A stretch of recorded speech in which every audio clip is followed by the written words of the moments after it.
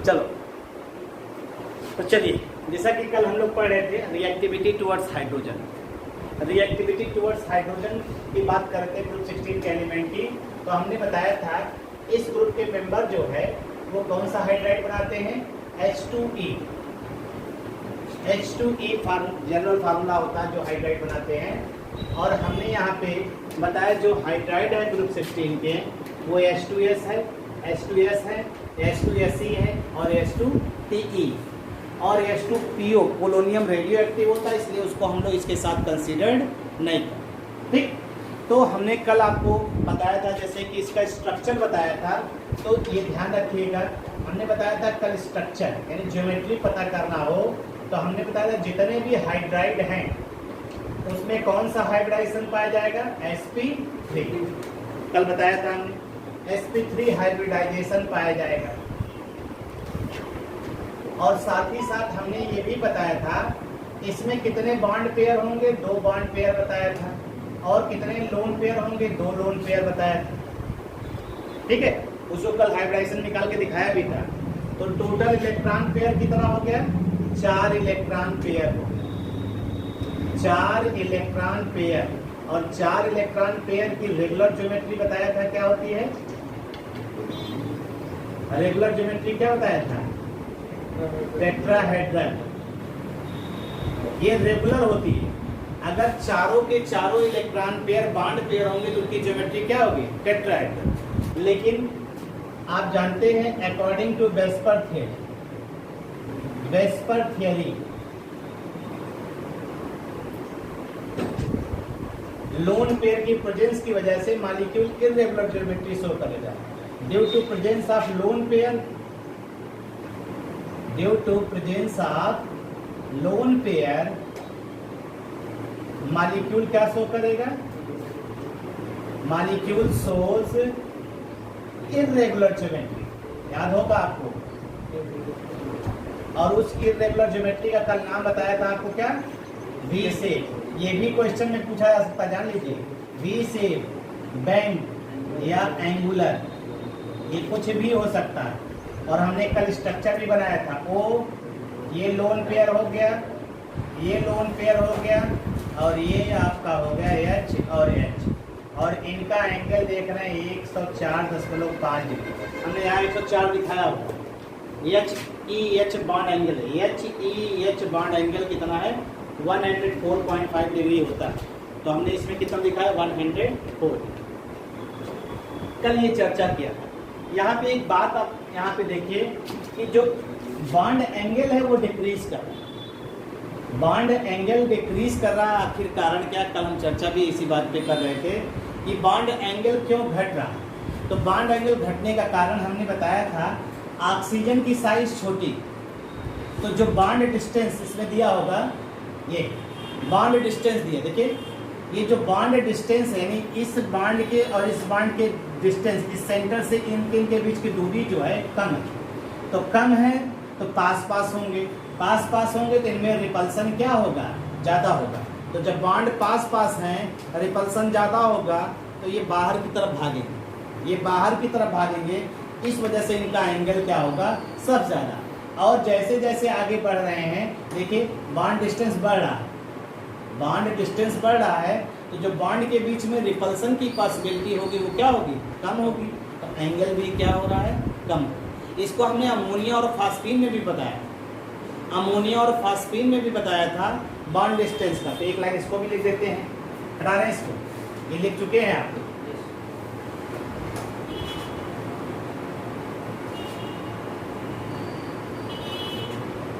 तो bond angle ले रहे हैं, दूसरा पॉइंट ले रहे हैं बॉन्ड एंगल। बॉन्ड एंगल की बात करें तो आपने कहा टॉप टू बॉटम चलने पर बॉन्ड एंगल क्या हो रहा है, ऑफ हाइड्राइड डिक्रीज कर रहा है। बॉन्ड एंगल ऑफ हाइड्राइड क्या हो रहा है, डिक्रीज कर रहा है। और bond angle of hydride decrease कर रहा है, उसका कारण क्या है, due to increase in size of central atom. अब उससे क्या हो रहा है देखिए, O और H ले रहे हैं और यहां ले रहे हैं O, S और H ले रहे हैं। ऑक्सीजन की साइज क्या है, स्मॉल है। सल्फर की साइज क्या है, लार्ज है। अब इनके देखिए, इनके डिस्टेंस देख रहे हैं, ये इसे हम लोग क्या कह रहे हैं, बॉन्ड डिस्टेंस। बॉन्ड डिस्टेंस क्या होगा यहाँ पे, लो होगा। कौन कौन सा बॉन्ड, जो OH OH दो बॉन्ड हैं उनके बीच की डिस्टेंस कम होगी, डिस्टेंस लो। कितना दिया है यहाँ पे देखिए, 96 पिकोमीटर ना। और यहाँ पे देखिए इनके बीच की बॉन्ड डिस्टेंस क्या है, बॉन्ड डिस्टेंस क्या दिखाई दे रहा है, कितना है, हाई है। और वो कितना, 134 पिकोमीटर ना। तो अब इससे क्या होगा, बॉन्ड डिस्टेंस हाई है तो रिपल्सन इनके बीच में, रिपल्सन बिटवीन देम क्या होगा, लो। और यहाँ बॉन्ड डिस्टेंस लो है तो रिपल्सन बिटवीन देम क्या होगा,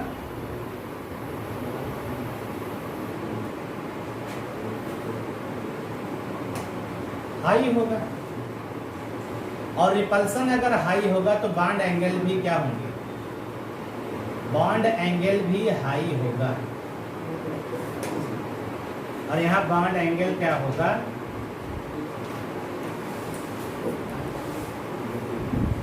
लो। वोलाटिलिटी, वोलाटाइल नेचर कहा जाता है जिसका बॉइलिंग पॉइंट लो होगा वो हाई वोलाटाइल, मतलब वेपराइज आसानी से हो। तो यहाँ पे अगर आप ध्यान दीजिए, बॉइलिंग पॉइंट सबसे लो किसका दिखाई दे रहा है, बॉइलिंग पॉइंट सबसे लो H2SE का दिखाई दे रहा है, H2SE का। आपके पास डेटा होगा, देख लीजिए टेक्स्ट बुक में।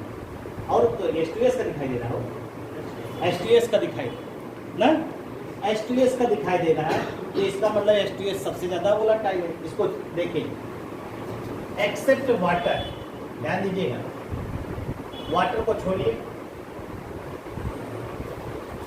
H2S, H2SE, H2TE, ये है ना, ऐसे बढ़ रहा है। तो क्या बढ़ रहा है, मॉलिक्यूलर वेट बढ़ रहा है कि नहीं। मॉलिक्यूलर वेट बढ़ने का मतलब कौन सा फोर्स बढ़ता है, वान डेर वाल्स फोर्स। तो बॉइलिंग पॉइंट क्या होना चाहिए, बढ़ना चाहिए। ये हो रहा है, देखो उसमें हो रहा है ना, 213, 232, 269, 213, 232, 269। पानी को छोड़ दीजिए क्योंकि पानी तो हाइड्रोजन बॉन्डिंग की वजह से हो गया, तो उसको हटाइए। तो अब इसका मतलब है कि यहाँ से यहाँ चलने पर बॉइलिंग पॉइंट बढ़ रहा है। इसका मतलब H2S सबसे ज़्यादा वोलेटाइल नेचर। H2S जो है वैसे भी एग्जिस्ट करता गैस के रूप में। H2S क्या है, गैस। तो हम लोग सीधे सीधे कह सकते हैं कि टॉप टू बॉटम चलने पर हमने लिया क्या, मॉलिक्यूलर वेट बढ़ रहा है। कैसे जाना मॉलिक्यूलर वेट बढ़ रहा है, अरे भाई देखिए, सल्फर का मॉलिक्यूलर वेट ज़्यादा है, सिलेनियम का और ज़्यादा। टॉप टू बॉटम चल रहे हैं ना, तो मॉलिक्यूलर वेट बढ़ रहा है, तो इसका मतलब वान डेर वाल फोर्स बढ़ रहा है। वान डेर वाल फोर्स बढ़ रहा है तो बॉइलिंग पॉइंट बढ़ रहा है। तो except water, except water, the volatility trend, the volatility trend is H2S is more volatile than H2SE. H2SE is more volatile than H2T. इसी को देख के हम कहें ना, अपनी तरफ हम देखिए, एक्सपेरिमेंटल डाटा इसीलिए लिया गया है कि जिससे आपको आइडिया हो जाए उसको मैच करने में। तो ये वोलाटाइल का नेचर हो, ठीक। इसका मतलब है अब वाटर को भी अगर कंक्लूड करें तो सबसे लास्ट में चला गया, यानी अब वाटर को भी इंक्लूड करते हैं तो H2S is more volatile than H2SE H2SE is more volatile than H2TE और H2TE is more volatile than H2O। ये ट्रेंड अब ये ट्रेंड हो गया वोलाटिलिटी का, ठीक है। और हमने क्या कहा, H2O का बॉइलिंग पॉइंट हाई, और उसका कारण है ड्यू टू प्रेजेंस ऑफ कौन सा बॉन्ड है, इंटरमॉलिक्यूलर हाइड्रोजन बॉन्डिंग। तो वांडरवाल से ज्यादा स्ट्रांग कौन सा फोर्स होता है, हाइड्रोजन बॉन्ड, पढ़ा होगा ना। तो ये इसका मतलब H2O का बॉइलिंग पॉइंट हाई है due to presence of intermolecular hydrogen bonding.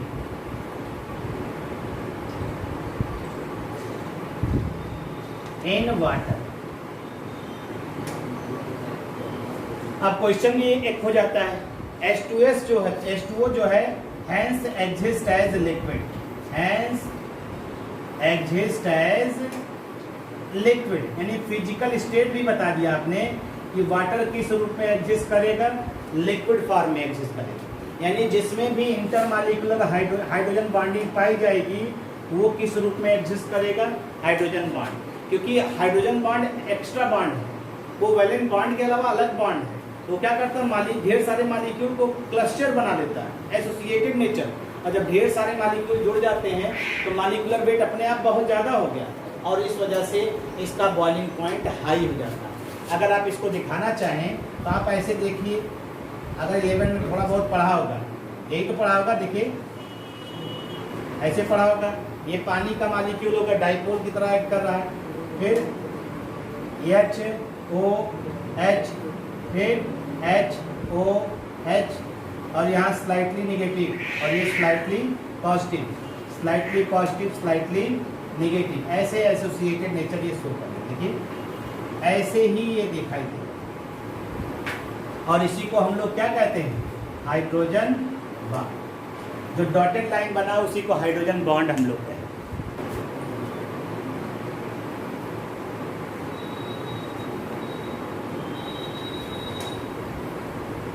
सब ज्यादा तो वाटर का ही है, ठीक, सब ज्यादा वाटर का है। फिर किसका है, ये H2S है, फिर किसका है वो H2PE यहाँ पे है, और इसके बीच में कौन रहेगा, H2SE, ठीक है। अगर इसी पे हम थोड़ा सा और दिखा दें,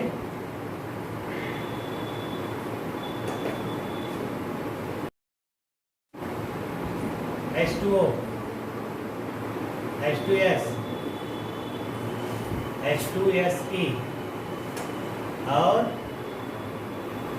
H2CE हमने ले लिया। ये क्या है, बॉइलिंग पॉइंट और मेल्टिंग पॉइंट, केल्विन, ठीक है। हमने मान लिया कौन ज़्यादा है, बॉइलिंग पॉइंट ना, तो ये BP वाला हो गया, और ये कौन सा है, MP वाला टेबल, देख रहे हैं। MP वाला देखिए H2O, H2S, H2SE, H2TE ऐसे ही तो आ रहा है, और बॉइलिंग पॉइंट वाटर का थोड़ा ज़्यादा, थोड़ा ऊपर कर दिया है, H2O, H2S, H2SE, बीच में H2CE, जैसी बॉइलिंग पॉइंट है। मतलब ये एक ट्रेन दिखाई दे रहा है, V शेप का दिखाई दे रहा है, V शेप का डिक्रीज कर रहा है, फिर इंक्रीज कर रहा है, यानी ये एक्सेप्शन हो गया। ट्रेन तो यहाँ शुरू हुआ सही से ना, आपका ट्रेन जो है ये सही शुरू हुआ है, ये तो इसका मतलब एक्सेप्शन हो गया। और एक्सेप्शन क्यों हो रहा है, हाइड्रोजन बॉन्ड की प्रेजेंस की वजह से। हाइड्रोजन बॉन्ड एक्स्ट्रा बॉन्ड है, और उसकी वजह से इसका मेल्टिंग पॉइंट और बॉइलिंग पॉइंट ज़्यादा हो जाता है, ये आसानी से टूटेगा। अब इसको ध्यान दीजिए, इसको जो बॉन्ड जितनी यानी HE बॉन्ड टूटेगा आसानी से H+ रिलीज करेगा, तो कौन सबसे आसानी से टूटेगा, 238 ना, तो इसका मतलब सबसे ज़्यादा HD कौन होगा, H2T। क्वेश्चन भी टेक्स्ट बुक का, वाई H2TE मोर एसिडिक, या H2S are more acidic then H2O, ये क्वेश्चन भी है। तो आप देखिए हम लोग क्या कहेंगे, टॉप टू बॉटम चलने पर acidic character of hydride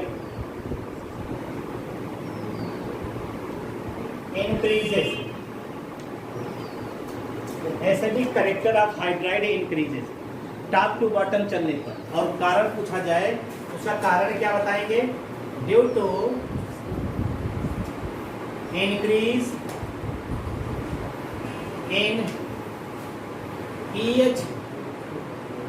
EH distance, bond distance.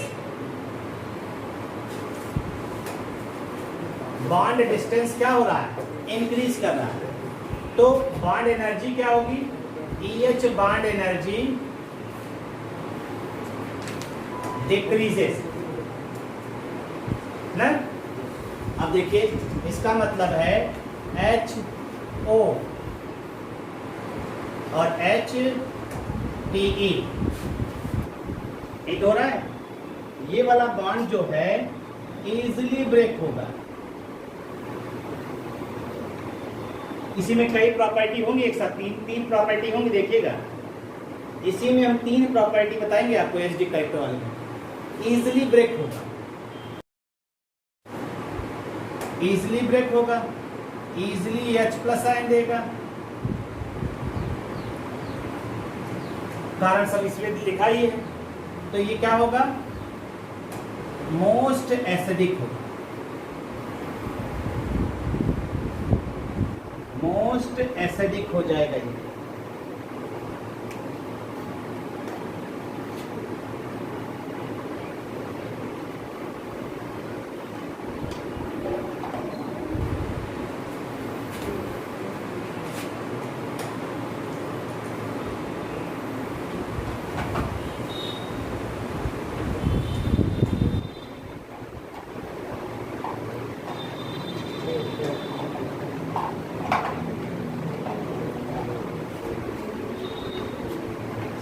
क्या हुआ?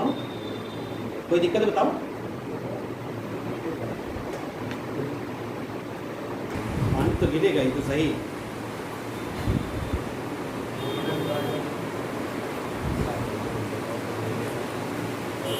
पानी गिरेगा, टेंशन ना।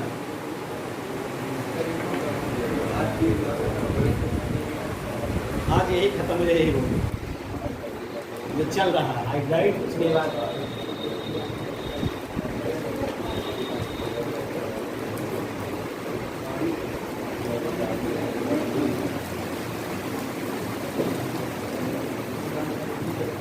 हो गया।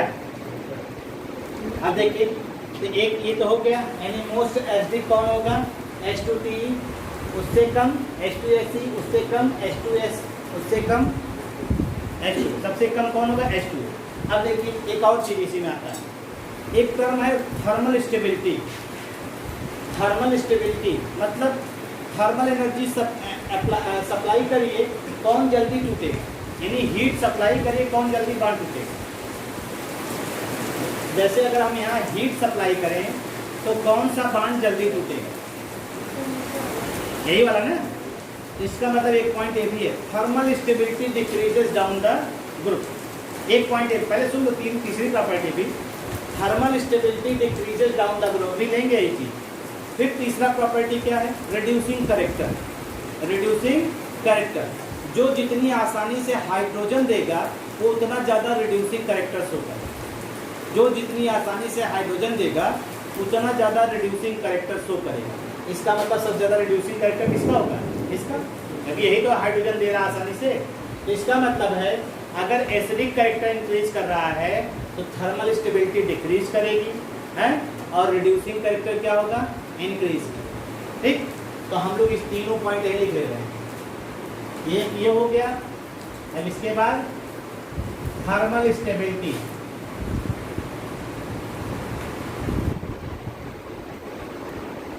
थर्मल स्टेबिलिटी, थर्मल स्टेबिलिटी भी टॉप टू बॉटम क्या होती है? Top to bottom, top to bottom thermal stability decrease. TS लिखेंगे साइड में, ठीक है? टीएस डिक्रीज करना, यानी H2O जो होगा वो थर्मली मोर स्टेबल होगा।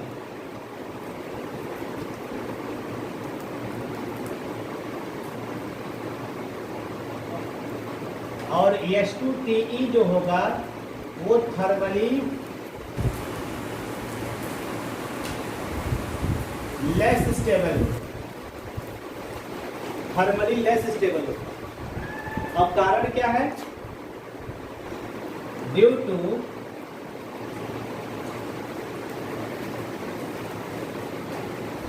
इसी के बारे में बता रहे हैं, due to low bond dissociation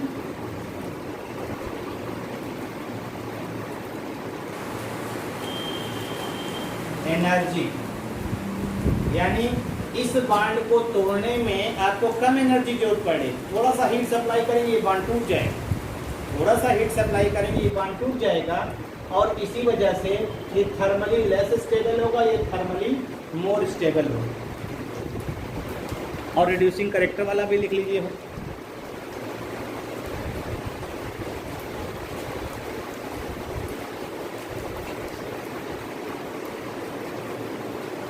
अगर हम रिड्यूसिंग कैरेक्टर की बात करें, अगर हम रिड्यूसिंग कैरेक्टर की बात करें तो देखिए रिड्यूसिंग कैरेक्टर भी क्या होता है,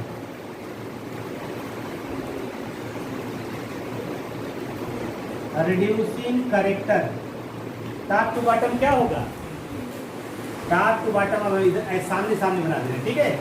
top to bottom reducing character क्या होगा, इंक्रीज कर।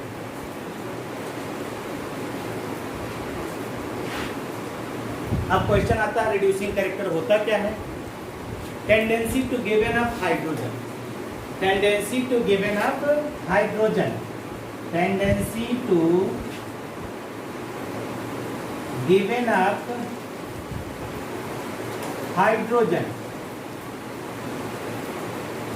Tendency to given up hydrogen, ठीक है। तो H2TE जो होगा इसमें सबसे ज़्यादा रिड्यूसिंग कैरेक्टर शो करेगा। H2TE are more reducing character, तो मोर रिड्यूसिंग कैरेक्टर। तो अभी आपने कहा ना ये वाला बॉन्ड आसानी से टूटेगा, और जब ये वाला बॉन्ड आसानी से टूटेगा तो आसानी से हाइड्रोजन देगा, हाइड्रोजन आसानी से देगा, H कैरेक्टर ज़्यादा, H कैरेक्टर ज़्यादा, थर्मल स्टेबिलिटी कम, थर्मल स्टेबिलिटी कम, तो रिड्यूसिंग कैरेक्टर क्या होगा, ज़्यादा है। रिड्यूसिंग सब एक दूसरे से को रिलेट है, और ये तीनों प्रॉपर्टी जो है जानते हैं किससे रिलेट है, ये इससे, ये तीनों प्रॉपर्टी इस चीज़ से रिलेटेड है।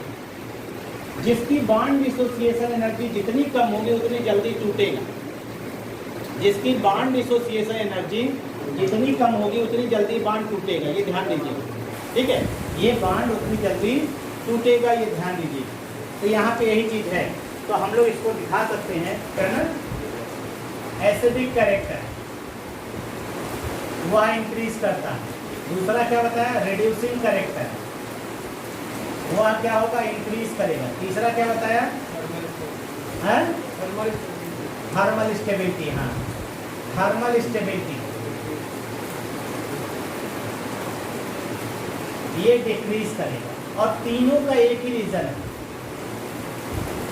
बिकॉज तीनों का एक ही रीजन, क्या तीनों का एक ही रीजन है, वो है EH bond distance. EH bond distance क्या होता है, इंक्रीज करता है। EH बॉन्ड डिस्टेंस इंक्रीज करता है, तो EH बॉन्ड एनर्जी क्या होगी, बॉन्ड एनर्जी डिक्रीज करेगी, EH बॉन्ड एनर्जी डिक्रीज करेगी। That's why acidic character, reducing character increases and thermal stability decrease. ये तीनों का रीजन ये हो गया, ये तीनों का एक साथ रीजन है। यहाँ पे देखिए ये दिया है, क्या इसे क्या कहते हैं, standard enthalpy of formation, standard enthalpy of formation. और जो जितना ज़्यादा नेगेटिव में वैल्यू होती है उतना फेवरेबल होती है। इसका मतलब वाटर का formation most favourable reaction thermodynamic. Minus में ना ये -20 है, ये सब 7300 ये एंडोथर्मिक, यानी ये कौन सी प्रोसेस है, एक्सोथर्मिक। जब हाइड्रोजन ऑक्सीजन एलिमेंट जुड़ेंगे तो वहाँ से हीट इवॉल्व होगी, और जितना ज़्यादा हीट इवॉल्व होगी वो क्या होगा, उतना ही ज़्यादा फेवरेबल रिएक्शन होगा, ठीक थर्मोडायनेमिकली। तो ये थर्मोडायनेमिकली मोर फेवरेबल है condition to the formation of H2O। ठीक, दूसरी चीज देखिए, यहाँ डिसोसिएशन कांस्टेंट लिया है, ये देखिए ये डिसोसिएशन कांस्टेंट। ये डिसोसिएशन कांस्टेंट हमें बताता क्या है, क्या चीज? अरे भाई ये कर क्या रहा है, एसिड बिहेवियर ना। तो H+ आयन कौन आसानी से डोनेट करेगा वो कौन बताएगा? Dissociation constant. तो देखिए इसकी वैल्यू 10⁻16 है, इसकी वैल्यू 10⁻16 है, इसकी वैल्यू कितनी है? -3। तो इससे तो बहुत बड़ी हो गई ना ये। और आप अभी कह रहे हो ये एसिडिक है, आप यही तो कह रहे हो 10 ये जो है H2PE जो है एसिडिक है, तो उसका ये आपको दिखाई भी दे रहा है डिसोसिएशन कांस्टेंट। तो इसका डिसोसिएशन कांस्टेंट सबसे ज़्यादा है, इस वजह से ये सबसे ज़्यादा एसिडिक हो गया, यानी ये आसानी से जो है प्रोटॉन रिलीज करेगा इन कंपैरिजन टू वाटर। ठीक, जैसे H2S है, यहाँ पे देखिए इससे ज़्यादा देखिए 10⁻7 है, ये 10⁻4 है, ये 10⁻3 है। तो आपका डिसोसिएशन कांस्टेंट की वैल्यू बढ़ रही है, तो एसिडिक कैरेक्टर भी क्या होगा? बढ़ेगा। बात समझ आए ना? इस डाटा में सारी चीज़ें हो गई ना। ग्रुप 16 मेंबर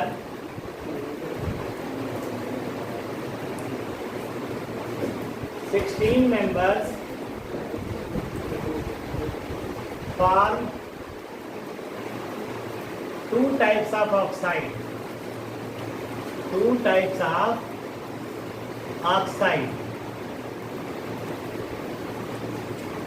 ठीक है। अब मोस्टली इसमें क्या होते हैं? नॉन मेटल्स होते हैं। तो नॉन मेटल के ऑक्साइड क्या होते हैं? एसिडिक है। नॉन मेटल के ऑक्साइड जो होते हैं एसिडिक होते हैं। तो एक ऑक्साइड आपका बनेगा EO3 और एक ऑक्साइड है EO2 और एक EO3।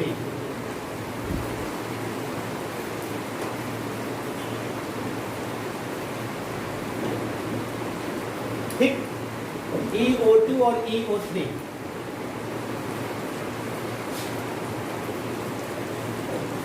तो यहाँ पे देखिए एलिमेंट का जो ऑक्सीडेशन स्टेट होगा वो कौन सा होगा? एलिमेंट का जो ऑक्सीडेशन स्टेट होगा वो कितना होगा भाई? +4। और यहाँ पे कितना होगा? ऑक्सीडेशन स्टेट कितना होगा भाई एलिमेंट का? +6। ये ध्यान रखिएगा। तो यहाँ पे जो भी एलिमेंट है, जैसे सल्फर डाइऑक्साइड बनेगा, SO2, सिलेनियम ऑक्साइड बनेगा, टेलुरियम ऑक्साइड बनेगा, ये सब ऑक्साइड का फॉर्मेशन करेगा। ठीक, और यहाँ पे क्या बनेगा? यहाँ पर भी ऐसे ही ले लीजिए, सल्फर ट्राइऑक्साइड, टेलुरियम ऑक्साइड और सिलेनियम ऑक्साइड, टेलुरियम ऑक्साइड।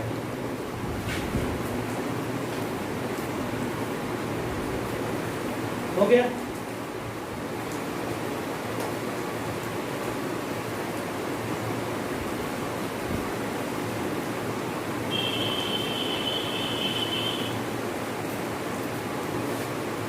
यहाँ पे ये जो होता है ये रिड्यूसिंग एजेंट की तरह बिहेवियर शो करता है। ये रिड्यूसिंग एजेंट की तरह बिहेवियर शो करता है। क्यों बता सकते हो कोई? सल्फर डाइऑक्साइड रिड्यूसिंग एजेंट की तरह बिहेवियर शो करता है, क्योंकि सल्फर का यहाँ ऑक्सीडेशन स्टेट +4 है, तो ये किसमें जाना चाहेगा? ये +4 से किधर जाना चाहेगा? +6। तो +4 से +6 ऑक्सीडेशन स्टेट का मतलब क्या हुआ? ऑक्सीडेशन। तो ऑक्सीडेशन का मतलब कौन सा एजेंट हो गया? रिड्यूसिंग। टेलुरियम यहाँ पे खासियत टेलुरियम की बताई जा रही है, ये ऑक्सीडाइजिंग एजेंट की तरह बिहेवियर शो करता है। क्यों ऑक्सीडाइजिंग एजेंट की तरह बिहेवियर शो करता है भाई? क्यों? क्योंकि टेलुरियम जो है ये जानते हैं किधर भागना चाहता है? ये +4 है ना, ये +2 की तरफ भागना चाहता है। +4 से +2 क्यों? एक कारण बताया, inert pair effect. Inert pair effect. तो टेलुरियम जो है +4 से किधर भागना चाहता है, +4 से ये +2 की तरफ भागना चाहता है, ठीक है।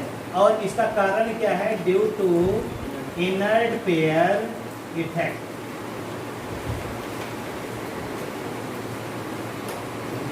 Due to inert pair effect acidic oxide होंगे भाई। ये जो है एसिडिक ऑक्साइड होंगे। जो ऑक्साइड्स बने हैं वो form A number of halides.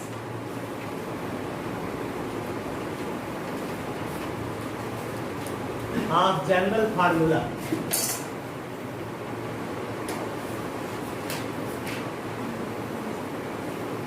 Of general formula, और उसका फार्मूला है EX2 EX4 और EX6। EX2 EX4 और EX6 ये बना। ऑक्सीजन को छोड़ दीजिएगा, ऑक्सीजन जो है इलेक्ट्रोनेगेटिव एलिमेंट। तो यहाँ पे देखिए EX2 EX4 और EX6 इस तरह के हैलाइड्स की बात हम लोग यहाँ चर्चा करेंगे। और जो order of stability of halide है, order of stability of halides है, वो सबसे स्टेबल कौन हैलाइड बनाता है, F- सबसे स्टेबल हैलाइड्स बनाता है छोटा होने के लिए। फिर Cl-, फिर Br- और फिर I-। जो जितना छोटा होता है उतना स्ट्रॉन्ग बॉन्ड बनाता है भाई, ध्यान रखिएगा। F-, Cl-, Br- और I- ये order of stability of halide.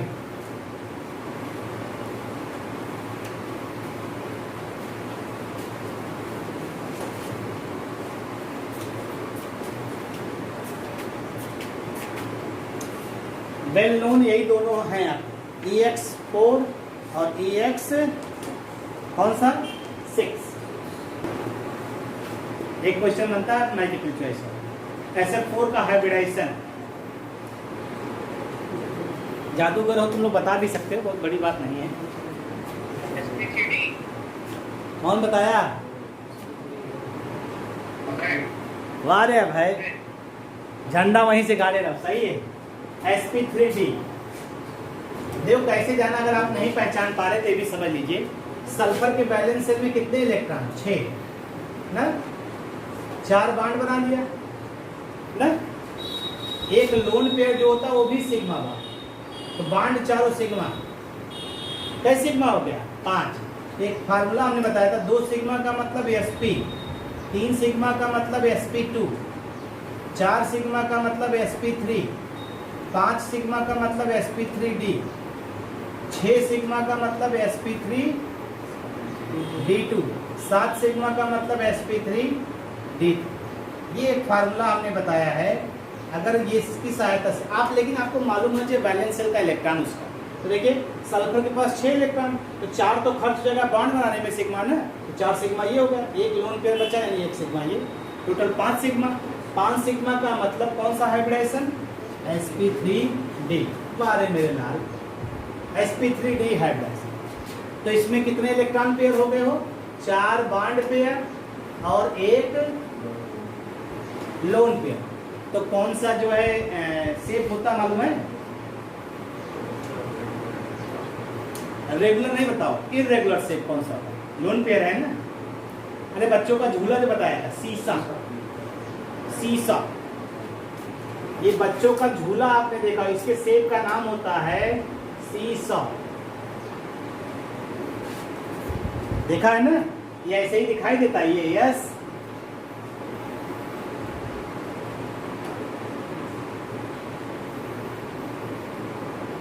ये ऐसे सीसा से, ठीक। इतना पढ़ डालिए, बाकी की इतना पढ़ डालिए, बाकी की बातें नेक्स्ट डे। Thank you.